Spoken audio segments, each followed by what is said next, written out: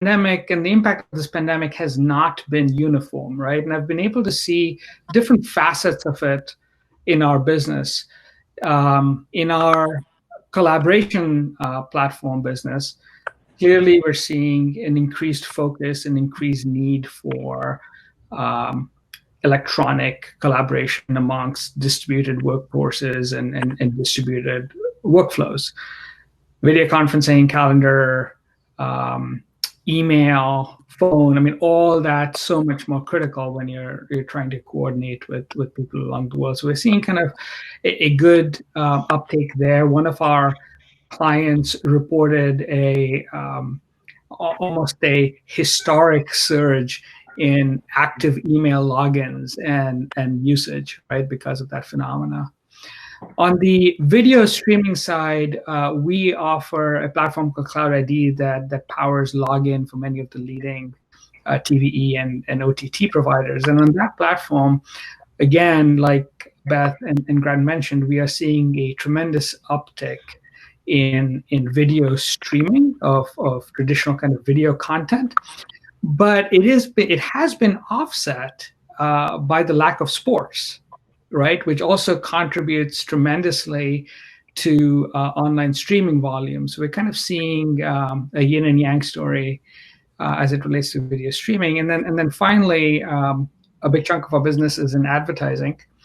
And there has been a tremendous decline in media spend in advertising, kind of starting late March.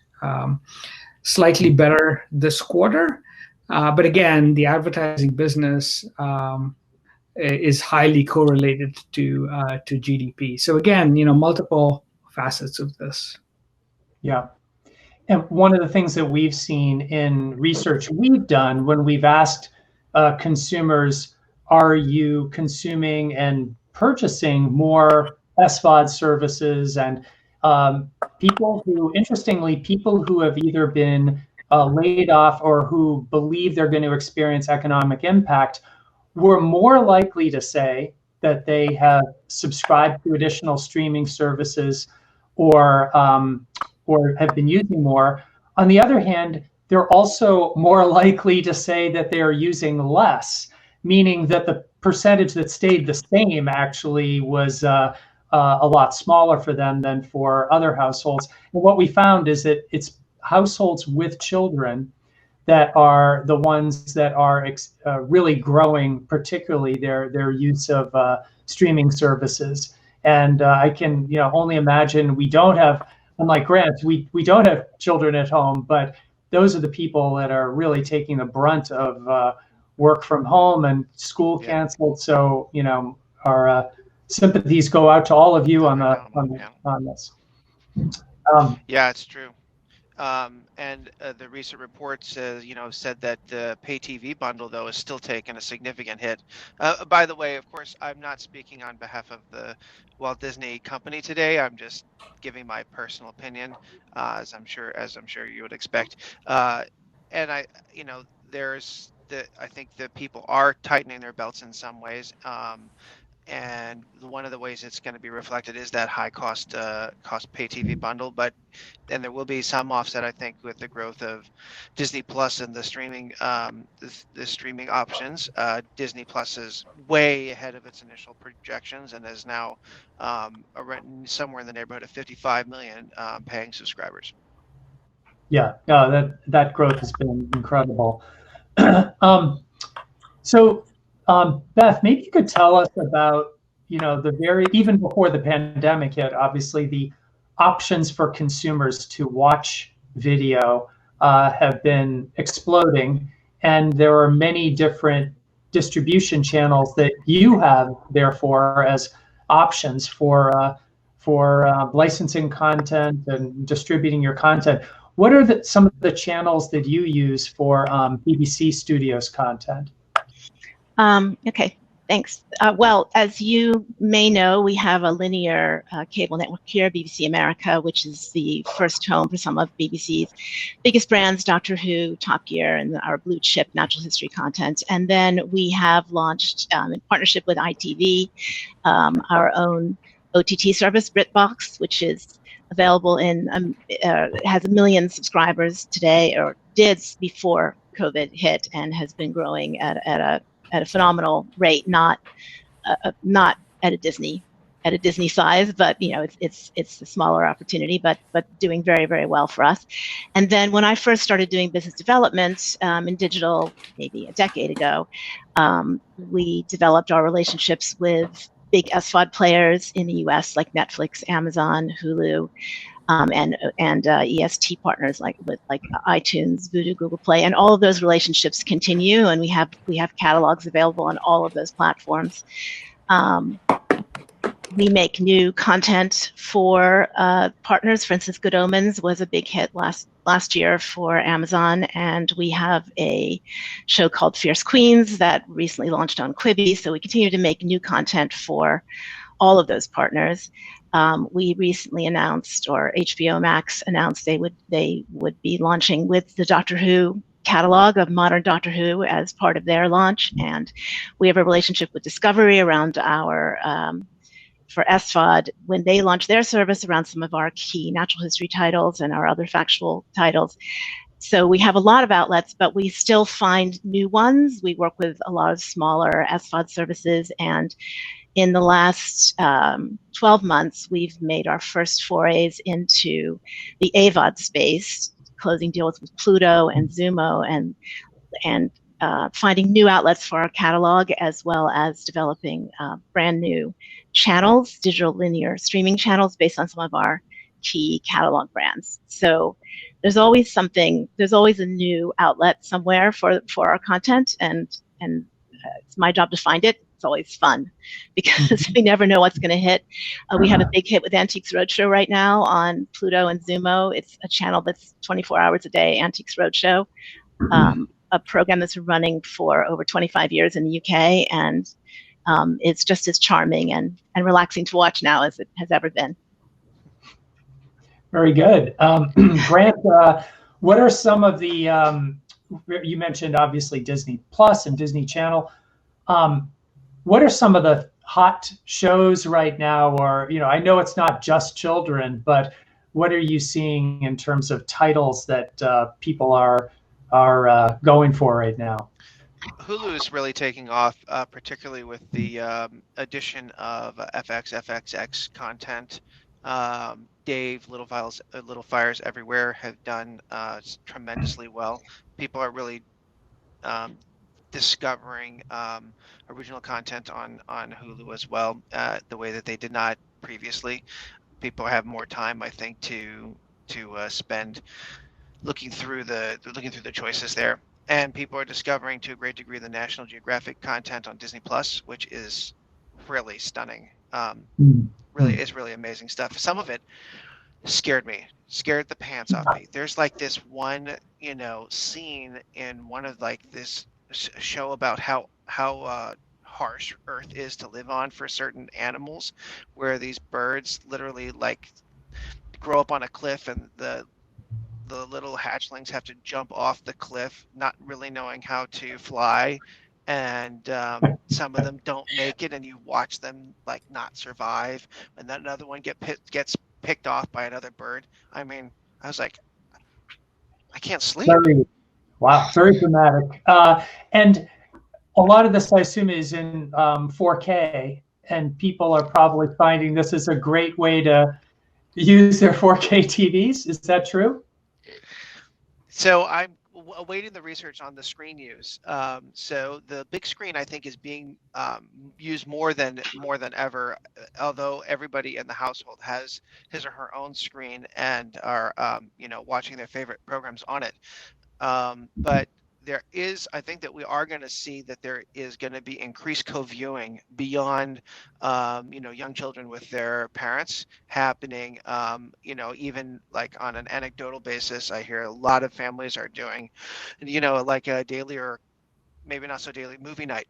Doesn't matter what day it is, they all feel the same. Right. It's like, all right, 7 o'clock. Let's pick something and watch it together. And Himesh, I was going to ask you about you see authentication happening across multiple different platforms? Are you seeing a big shift from mobile to connected TVs or connected TV devices as a result of this pandemic? So I think the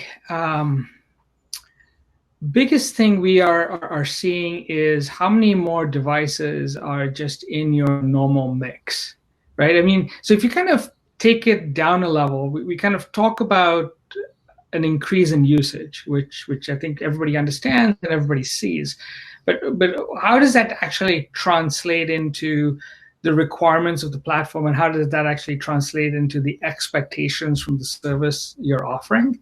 So what we're finding is there is an increased expectation that out of the gate you're going to support all of this multi-device modality, right? No more that I'm limited to an iOS, I'm limited to Android, or I support Roku, but I don't support Apple TV. I mean, none of that stuff. I think there's just an expectation that when you're at home and you have a family, somebody in your household probably has one of those devices, and everybody needs to be able to use them. And there's also an expectation around being able to support these higher level of scalability requirements. I think everybody is seeing faster growth rates right now than they were expecting or anticipating. And so all of that platform upgrade that you had planned for the month 13 to month 24 is now happening 9 months ahead of schedule, and kind of needs to be baked into the platform lest you have latency, right, in this kind of world. And then the other thing we're seeing is just an increased interest, like just more networks, more OTT networks, more launches, and more people wanting to launch with the ability to offer some level of direct-to-user streaming, right? Either through third-party platforms or their own. Not so much, I'm just going to offer it through my cable provider or through my TV provider or through just an established Amazon channel or something like that. It's much more diverse than it used to be. So new platforms are springing up, and Beth, you mentioned earlier that you're always out there looking for new platforms to distribute through, whether it's Pluto or whatever.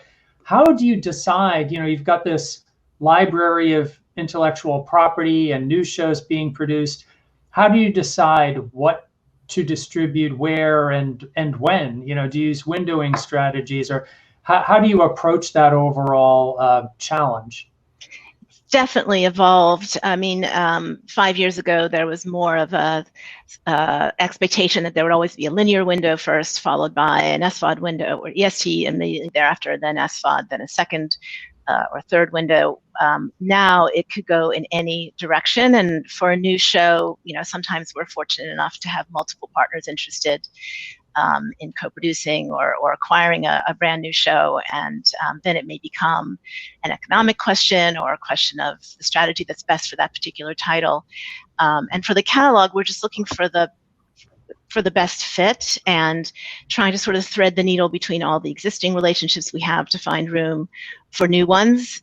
We have 40,000 hours in the catalog, so there's always something that people haven't seen or that's not under license. And we're trying to find the right platforms, the right audience, and experiment right now, because we're doing our first foray into AVOD, into digital linear streaming channels and some library services that we've connected with. We're really spending a lot of time studying the initial data that's coming back from those services, and trying to assess where we are finding the best audience and see how those windows can fit together. Does content appearing on one platform have impact on the viewership of that content on another, or are they complete different audiences? So it's a really interesting time to be in this part of the market and to be trying to maximize the value of our content and find the largest audience. Yeah, I think there is a lot of window experimentation going on right now. I'm sure everybody has seen the reports. Not only, have there been certain early releases like Trolls, for example, but now it's been announced that the recording of the musical Hamilton is going to go much earlier onto Disney Plus than it was planned to go. There's even some reverse windowing happening. For example, some series on CBS All Access are now going to be licensed to the CW linear. So we're seeing the places go, because you can see there's anxiety about having enough content to fresh content to be available coming up through the summer and into fall without traditional live action humming along. It's going to be a real problem. Having that clean, great interface with a fantastic platform is essential, but it won't help you at all if people don't care about watching what's there. Yeah. Or they've already seen it and feel like they're as if they want to move on to something else. We can't have them discover the outdoors now. Right.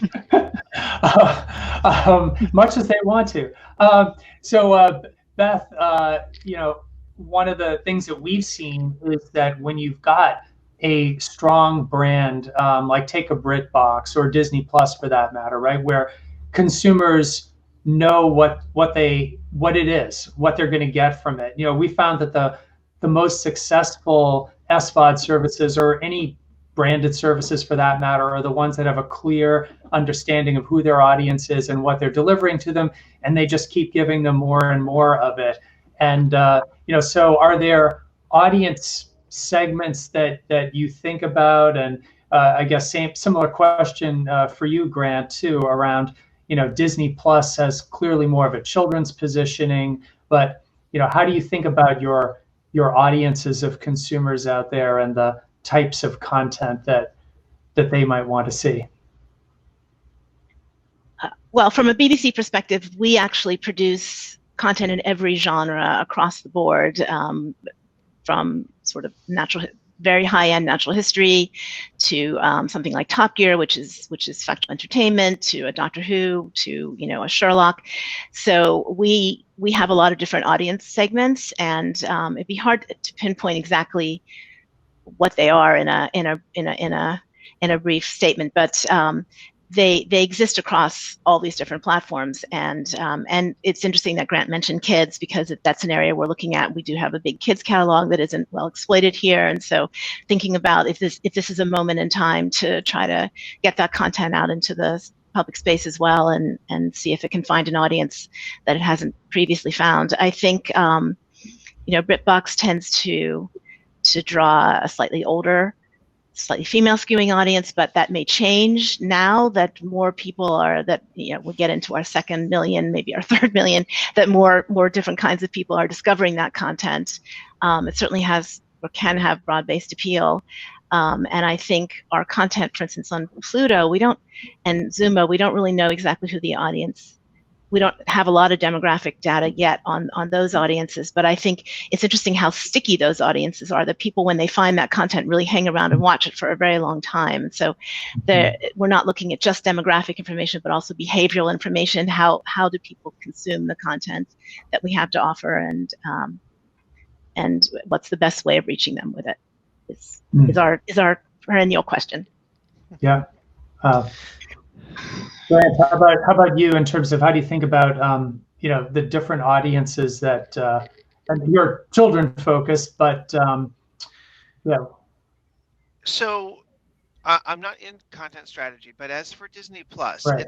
it's a family oriented platform, with which can have on occasion adult oriented family family content. Hi. And my youngest is trying to get my attention to buy a hamster. So on the Disney Channel side, it's always the focus is at 2 to 11.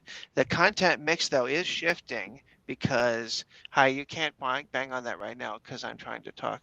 Sorry. So the content mix is, going to be altered as more programming that we're making right now, which tends to be host in front of a green screen with some pre-recorded or otherwise sourced content, is going to start to fill that gap. And then we are going to reach in probably deeper into the catalog of things that maybe haven't been around for a little bit.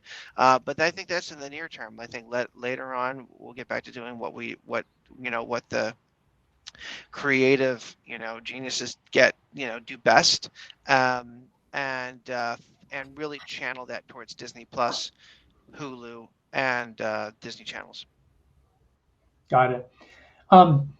Himesh, earlier Grant mentioned that even if you have the greatest user interface or whatever, if you don't have the right content, that's an issue. But having that great user interface and great user experience, what have you seen there in terms of providing that pieces of the infrastructure that allow that user experience to be a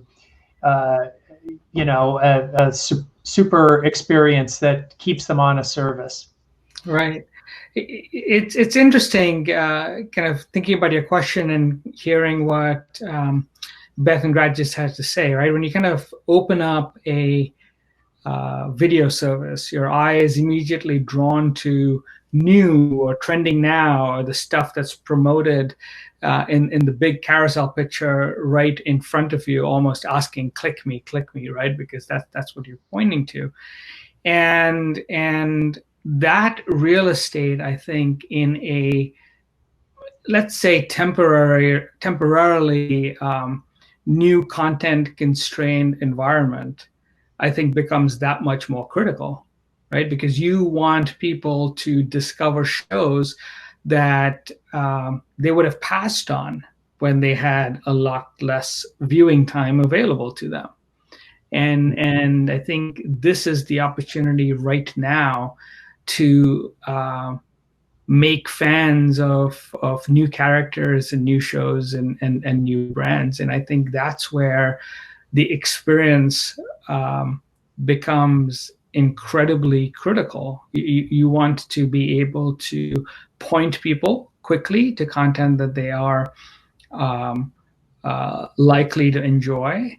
You want to diminish, almost eliminate, the lag time between logging into a platform and actually being able to view the content. And this all goes into password management, right? And then look at all the promotional activities that are underway. I mean, do you know of any network that is not offering a month or two for free right now? Because the long-term opportunity here is to create loyal fans for the future.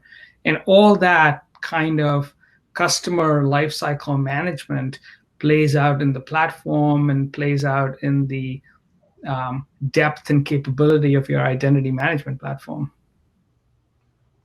And that you mentioned password, making that process as easy as possible to authenticate. And I know that anyone who's been using a connected TV with a connected device and has multiple services, it really can be a stumbling block at times. But what are you seeing in terms of, or do you even monitor this, Himesh, password sharing? You mentioned the free trials. Is password sharing a problem in the industry from your perspective right now, and what you've seen or your customers talking about that as an issue, and how are they combating it? So I don't know if you saw Tina Fey on SNL last Saturday, and she kind of had this statement around, we're all spending a lot of quality time with our passwords right now, and they're all special.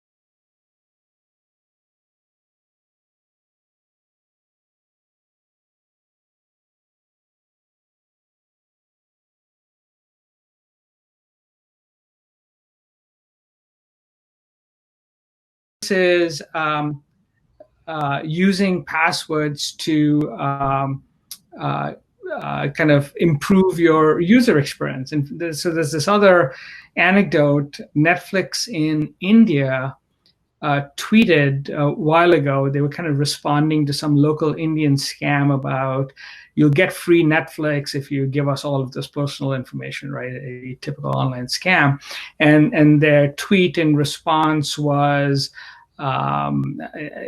just use somebody else's Netflix password just like the rest of us, right? It's something to that effect.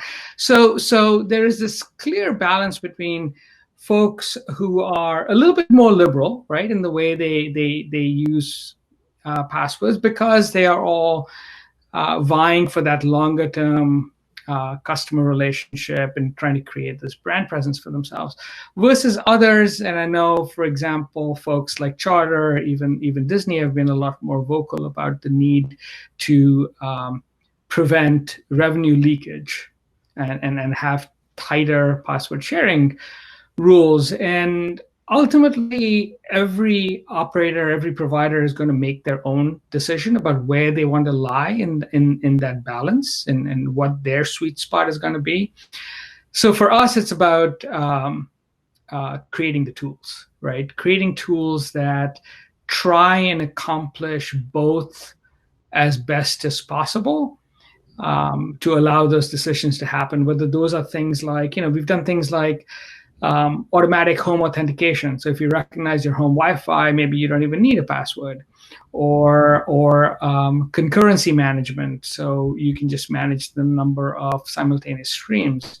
Or the other interesting thing we've done, which I'm pretty excited about, is using your device as a password. So as opposed to typing in something, if you're able to establish that relationship between the user and the device that user typically uses and authenticate the device, again, you can put a lot of intelligence in the back end to compress the time between I want to watch a video to actually watching the video. Good. Well, yeah. Oh, Grant. Go ahead, yeah, sorry. reducing that friction is going to be key to maintaining maintaining the subscriber on a long-term, having that kind of retention on a long-term basis. And the frustration that is been encountered by many consumers with the traditional authentication model is just that's I think been shown to be pretty unsustainable. So the more that we can move to that kind of a model, that's fantastic. And maybe it'll be household based or something like that. But yeah, I think there really is a challenge to balance between establishing primacy of your platform in a given territory, and with establishing a paying account for it. It is definitely a balance, and particularly for a new service where you don't want to discourage word of mouth, and to a certain extent, offering a free trial is great, but certainly getting the word out is generating demand is one of the most challenging aspects of launching a new service. I'm going to encourage the attendees to submit questions in the chat window. I'll do my best to kind of multitask here and look at them. But if you have a question for the panel, please let me know, and I'll see what I can choose from there. But back to some of the questions that we had that I had prepared. Beth, you mentioned earlier Pluto and a couple of other new digital channels. What are you seeing out there in terms of promising new distribution platforms, and are there unexpected opportunities in streaming video that you're seeing? What are the surprises?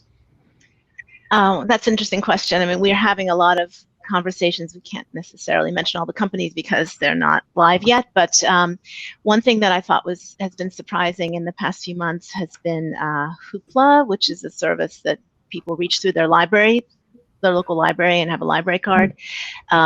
We have a lot of content up there now, and it's doing surprisingly well. I think people are discovering new British content they might not have seen before, both movies and series, and then sometimes that then seems to be making them newly interested in subscribing to BritBox, which is a wonderful sort of subscriber acquisition path where you can both find a new audience and then bring a new audience to more of our content. So that's been really interesting. And I think the opportunity that we have to build some additional digital linear streaming sort of mini channels based on individual brands is something we're really interested in exploring. And there are a lot of potential platforms out there that we're talking about partnering with. And we've got an array of brands that are more known, lesser well known that we'd like to play with. Our classic Doctor Who channel has been doing very well on Pluto, as well as our Antiques Roadshow channel. But there's more. It's a little ironic that we're sort of mining this older back catalog to power our foray into these new digital linear streaming services and new digital services in general. But I think it's a privilege to be able to represent such great content, no matter the age of it. And I'm always looking for new platforms and new opportunities for the BBC catalog and for our new production as well. So we're excited. Oh, Quibi has been another really interesting platform that we've had, as well as Fierce Queens. We have a news program there that's doing nicely, and so it's great to see how we are able to adapt our production as well as our catalog to new opportunities. So for Quibi, I'm just curious about that because it is a shorter form content, obviously challenged right now because of the pandemic, and people have migrated away from mobile devices to a certain extent. But did you actually create new shorter form content specifically for Quibi then, or did it already exist somewhere in the catalog? That is brand new content. The nature show we have, Fierce Queens, with Reese Witherspoon narrating it, is produced by our Bristol-based natural history unit, and sort of adapted for that short form. And then our news program, which I don't represent, but sort of my colleagues in BBC World News are producing, is right now 5 days a week. Brand new production. Obviously, they're using some of the filming that's being done for BBC World News all around the globe, but formatting it for Quibi and for a sort of a quicker news experience. And they've been enjoying doing that, and it seems to have picked up a nice audience. But the timing of that may have something to do with it too, because there's a lot of interest in news right now. But it's very well done. I'm not responsible for it, so I can just say that it's very nicely done and worth watching, I think, to get a different perspective. Very good.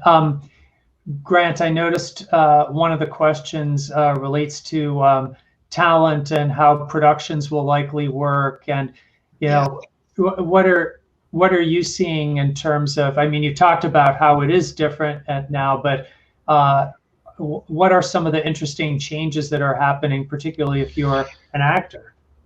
Yeah, so Disney, like most of the other companies, have established a series of task forces. One is a health and safety task force to identify what is the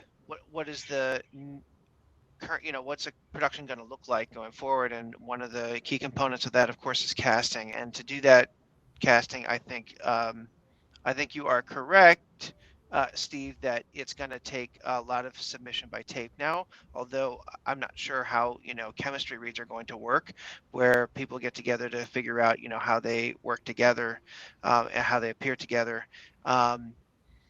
That's going to be an ongoing question that people are going to answer, I think, in different ways. Some people are going to self-certify, other people are going to go into group isolation on productions, in more remote places where they're going to be together and agree not to go and be with anyone else for an extended period of time.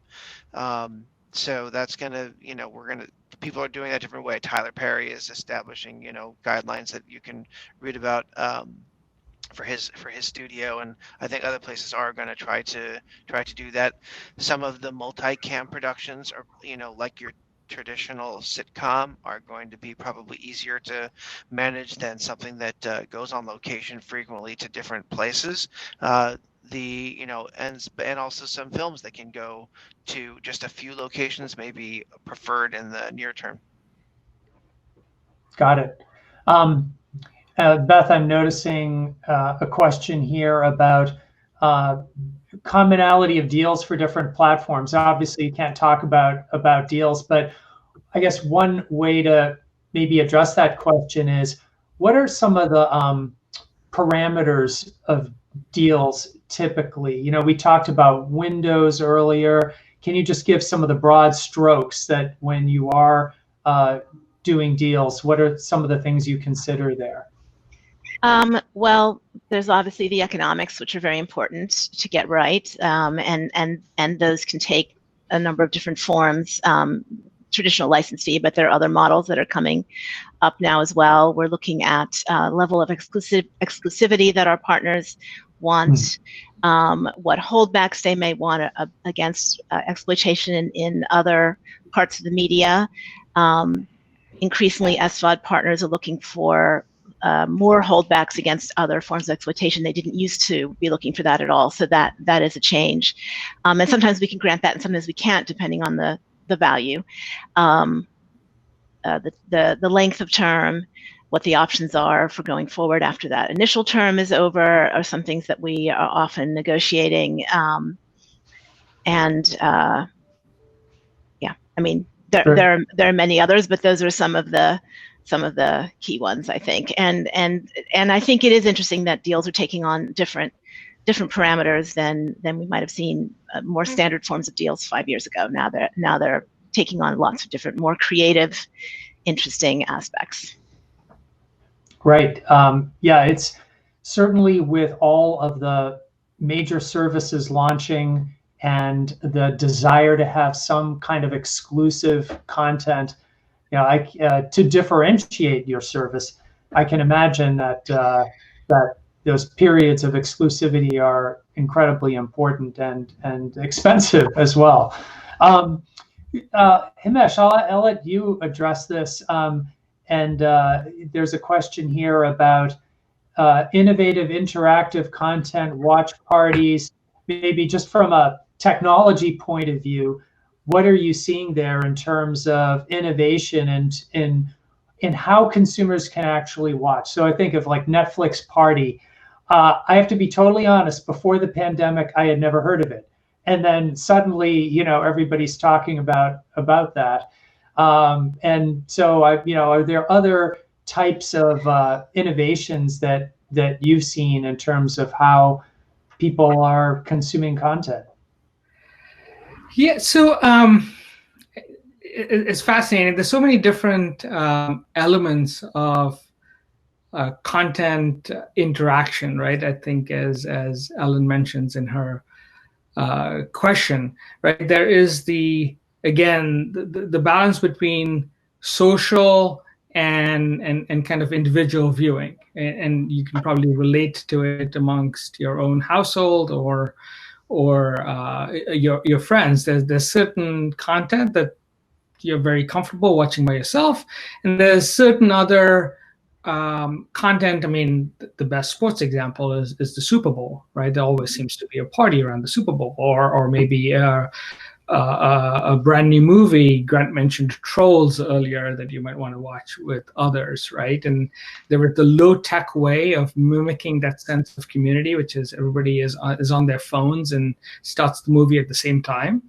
or there are mechanisms embedded in the feed itself, like you mentioned Netflix Party. You can do that on Facebook and other platforms as well, especially in an environment when we don't know about going back to movie theaters, right?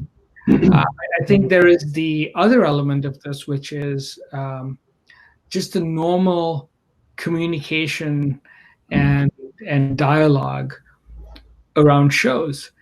And interestingly, I actually think there's more of that going on now than I have seen before. Like if you open up a newspaper today, there are pages dedicated, or if you go to any of these news sites, right, there's like sections dedicated to books you should be watching, or TV shows broken down by genre, or like, you know, here's what I recommend you watch during COVID if these are the kinds of shows you watch. If you're into romance, or into action, or into drama, or there's an active dialogue around old shows and movies, right? I mean, look at the 1980 equivalent of the show and kind of watch the new version. So I actually think that there is a lot more dialogue going on about these shows then translates into conversation about media, which I think is very cool. Yeah, absolutely. Well, we're coming up on the end of the hour, but I'd like to take a couple of minutes of stoppage time. Victor says we can do that. So in terms of thinking about, wrapping up and thinking about what a good kind of final question is, based on your experiences, what advice or lessons learned would you have for, other distributors or licensors or creators, Himesh, and from your world, those that are your customers, what have you seen that works well? When you think about kind of parting words of wisdom for our audience, what comes to mind there? Yeah, Jonathan, I'm just going to say something a little bit more generic, even perhaps, right? Because you come back to the environment that we're in, and I like I said earlier, I continue to feel very grateful and fortunate. And as I think about our business, and as I would urge others to think about their journey through this very strange time, I'd say, try and navigate it with as much empathy, financial discipline, resilience, and creativity as possible. Great. Beth, what comes to mind for you? Well, I sort of like to echo something Himesh said there. I think I feel very fortunate to be working in an industry where I can work now, and I can work from my home, and I can have conversations like these. It's an amazing privilege to be able to do that. I think that BBC Studios is trying to be nimble in the face of an ever-changing environment and figure out how we can put our people first, how we can find better ways of working that we can extend into the future, how to serve our customers' needs, as well as try to exercise our own growth plans that we had put in place for this fiscal year. Our fiscal year starts April 1st, so this is a new year for us, and we had plans that we're having to immediately adjust. And being able to do that, trying to maintain our team and our morale, and our approach to the market as being a positive one, it has been challenging, and I think we've done it well so far, and just trying to continue to do that. That's great. And Grant? Okay, I'd like to dovetail my comment with, I think, a question posed by Kate with respect to the nature of licensing, declining, generally speaking. So I think going forward, a lot of these large enterprises like Disney, as everybody can see, they've become inward focused and from the development perspective. So I think that creators should really take opportunities to get inside these companies, get to know their executives well, and live inside that world.